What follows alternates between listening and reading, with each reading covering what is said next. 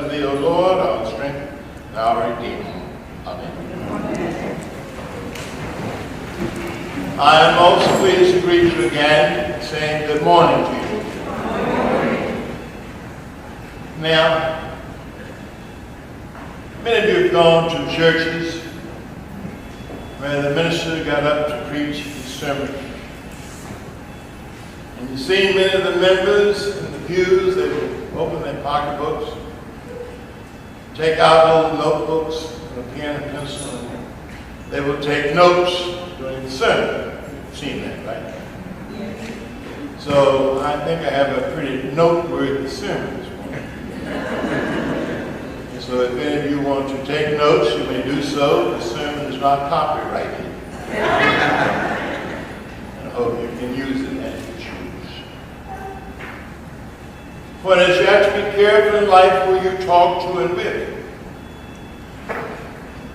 You cannot be friends with everyone.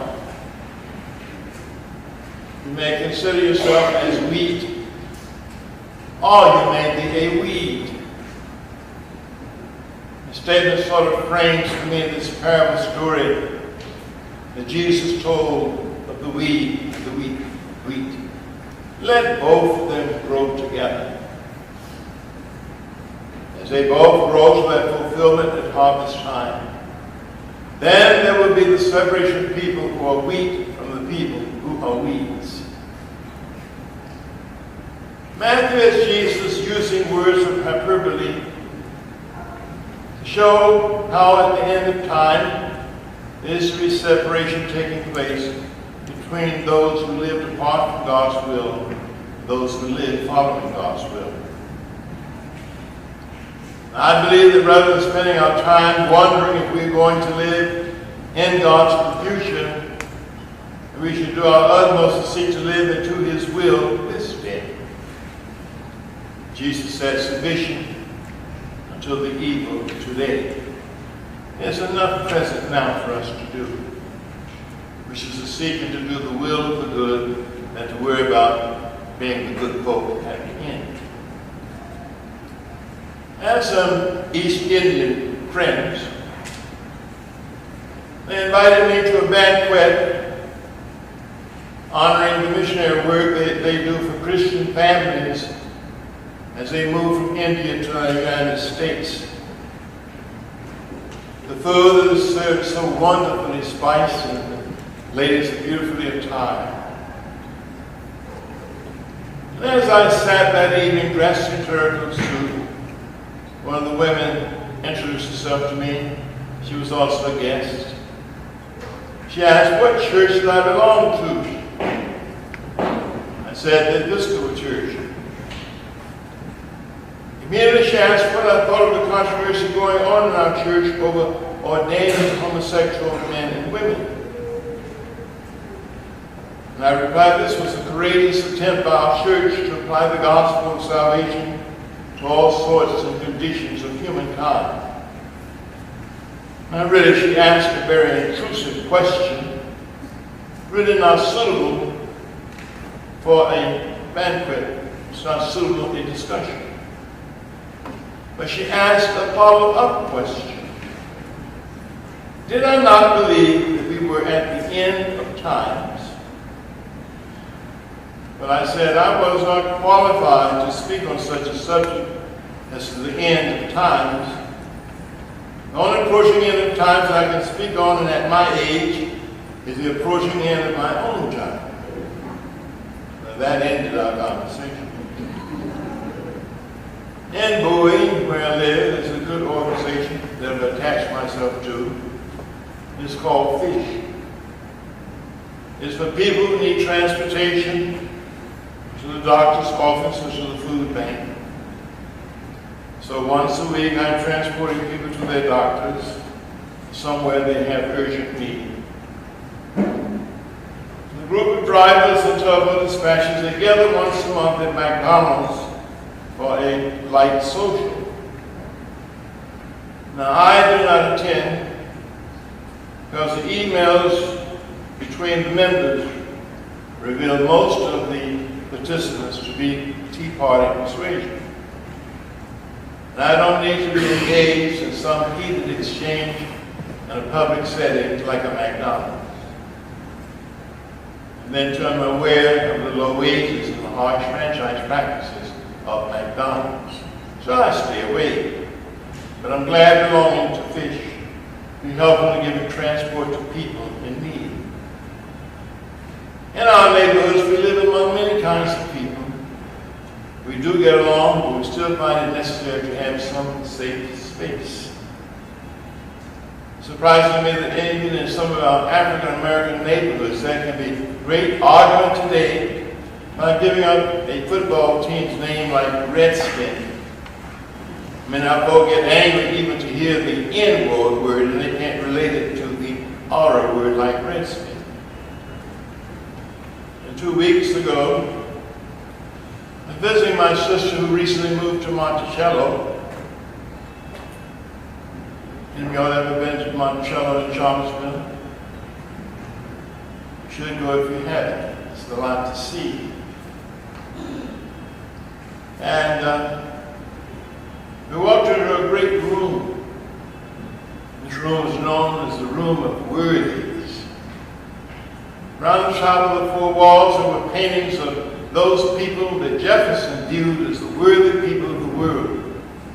John Locke, Isaac Newton, Francis Bacon, Magellan, Washington, Lafayette, and a few others. There was only one woman in the room. There was a painting of Mary Magdalene. My imagination had to come into play as I wondered why he included her. Then on a huge platter, there were the pictorial remains of John the Baptist. And I can conclude that this is what happens to those who challenge the rule of the worthies of the world. And Jesus was not included, one of the worthies of the world. Thomas Jefferson, who considered himself to be weak, perhaps thought of Jesus as a historical weed. But be what may, Jefferson still at the end, and by and in the eternal process of life, he became equal to everyone as dust and ash. This is a story that's passed down through several generations of my family. It concerns a sermon story. It was told by a preacher at a Baptist church revival in the country. There was a young woman who had once been a slave. After the war, she'd gone off to college to get an education. Colleges then started as grade schools. They added grades and courses until they became known as colleges. I've been living in Bowie for some 12 years, and there are occasions when I have to travel through a section known as Old Bowie on Route 564. And there's a road that I cross that is named Normal School Road. Normal School Road. Bowie State University used to be called Normal School. Like that was all the education that was available to college. But this young woman went off to one of our colleges, Normal School. Could have been Lane College, Johnson C. Smith, Shaw, Lemoyne. If I were to say it's my school fist, she was in a high school course. She fell in love with some words of the English language, and she rehearsed over and over again how these words should sound as she pronounced them. Springtime came. She went home in the spring to the small family farm in Choctaw County. The night came and her father said, "Daughter, before we go to bed, do you want to hear a story telling?" "Oh, Papa, don't say tell. Say narrative." So he told his tale, but she said it should be called narrative. So he told her the narrative. At the end of the narrative, he asked, "Daughter, will you please put out the lamps?" At this time in the country, we did use kerosene lamps. He said, oh, Papa, don't say put out. Say extinguish. So he extinguished the lamps. So the night continued. Turning the wee hours of the morning, the dog and the cat began to have a great fight around the house. Papa woke up and called out loudly, daughter, daughter, will you get that cat and dog by their narratives and from the house extinguish them? Now, brothers and sisters, it's Sunday's revival time. Every Sunday's revival time. We have a lot of problems in the church. I want to describe some of these problems. I call them tater problems, to keep the church from being a sweet tater pie church. Way back down in slavery, as slaves, we were so thankful to eat an Irish white tater, or a sweet tater, that we would dare not to call that tater Pope. So we just said tater. Here are our tater problems. We got some people in church who pretend they believe, but they don't. They are apostate people. Got some people, when you ask them to do something like sign a pledge or up the pledge, they say they want to pray over what they're going to give. They want to cogitate and meditate before they decide to do something. Then we got people who go out and misstate everything that was spoken by the preacher in the sermon, and the preacher gets in trouble.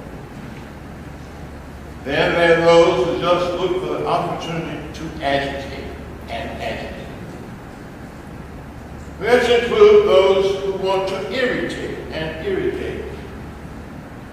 And then, my goodness, there's everybody who wants to dictate. My brothers and sisters, what are we going to do with all these spoiled taters that keep us from being a revived, wonderful church?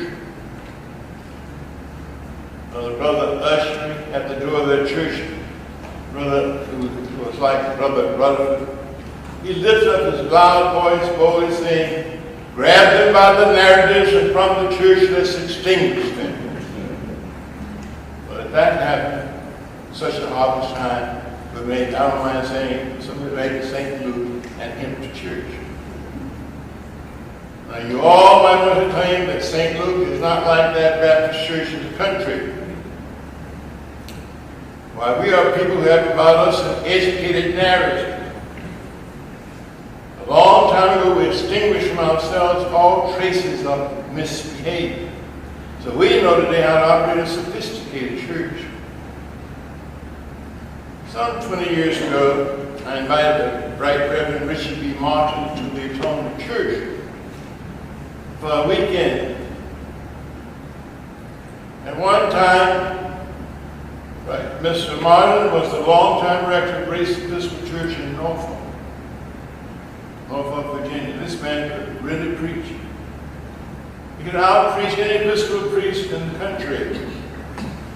He could hold your attention for a full hour.